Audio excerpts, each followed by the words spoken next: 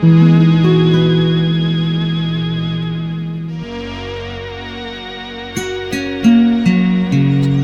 back. This is one of our big projects for the new property.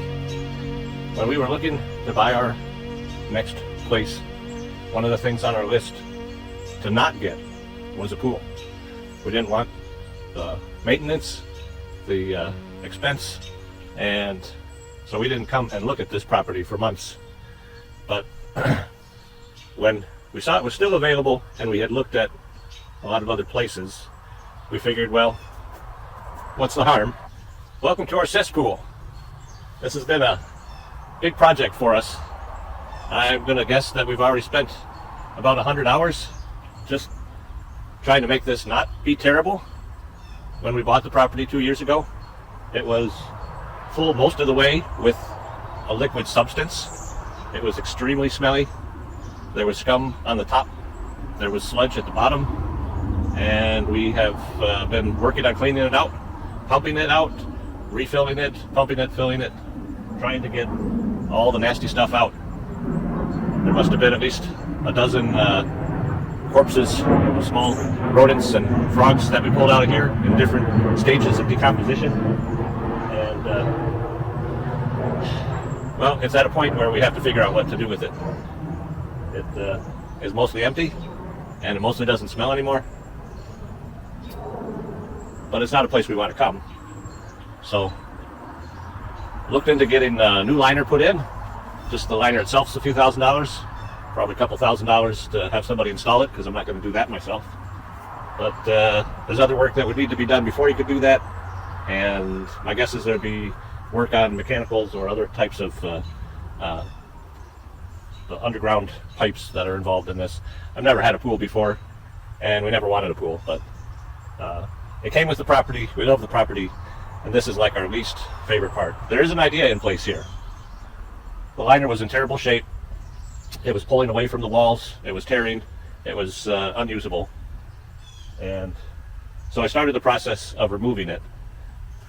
You can see the structure of the pool. We have a cement wall that runs about 3 feet down at the shallow end here. It goes to the base of the pool, and then it follows at about that same height all the way around. And then there's sand that's packed up against the walls and at the base there. I thought by taking out the liner that the rest of the water would drain out, but it's holding in there. So what I'm actually going to do now at this point, I'm going to remove the rest of the liner from the edges. I'm going to try putting some water back in the pool, see how it holds up. And then I'll tell you about the rest of my plan. Let's get that done. So now I am going to cut away the liner. There's the skimmers and the outlet ports, and we're pulling out the ladder.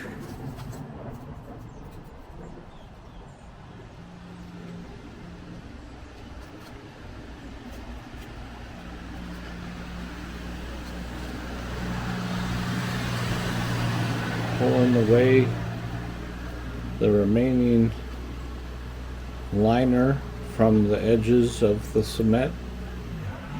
We want to expose all of the rest of the infrastructure of the pool so we can make decisions regarding how to rehabilitate this entire environment. And there we go. We're getting down to the bare bones. Some of the cement is spalding, I believe is the term. It's not in great shape, and we may need to do something to repair that.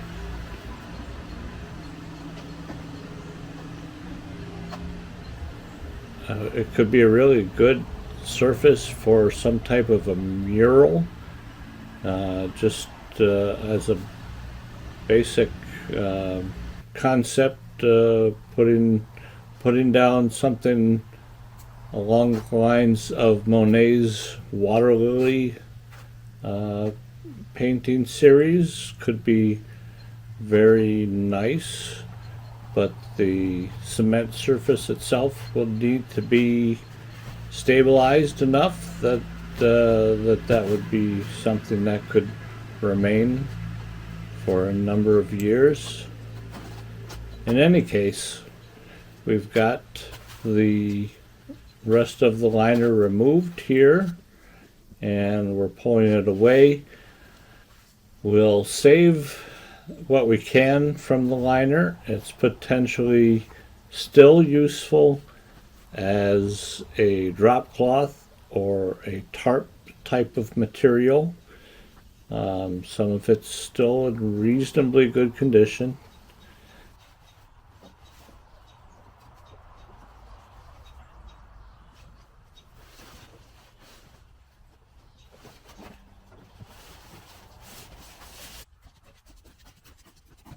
And then we're removing the rest of the muck that's been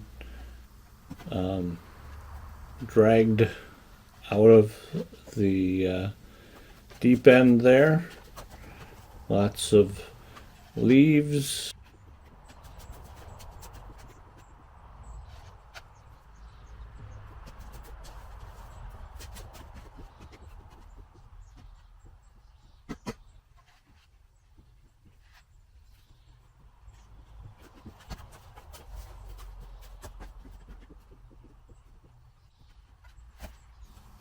So I almost slipped there.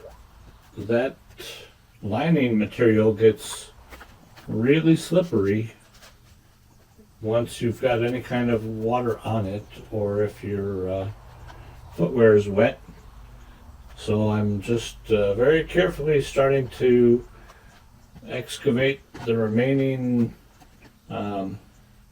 muck from around the edge of the water and moving it up towards the shallow end where we can do easier removal of it.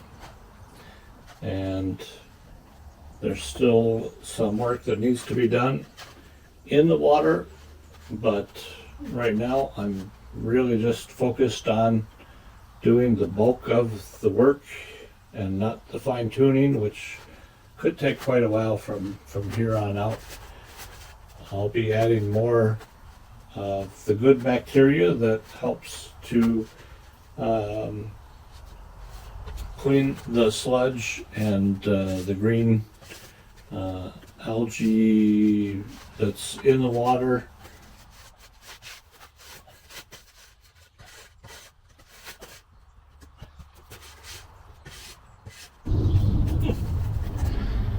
Now we're going to spray some bleach to kill some of the bacteria that's sticking up in the sand and walls here. I guess we'll get in the water too. So now I'm adding the bleach to the rest of the pool here, trying to knock back the moss, algae, whatever is still growing and living and making bad smells.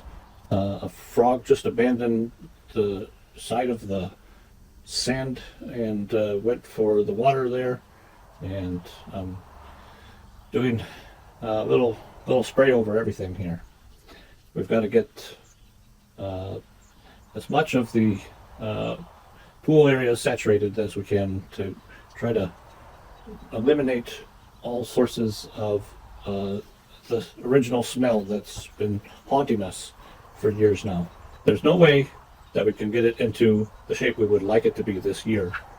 But if we can at least stabilize the situation so that the pond is not a terrible thing and the rest of the area is someplace that we can enjoy, well, next year it might just be our favorite place. We'll see.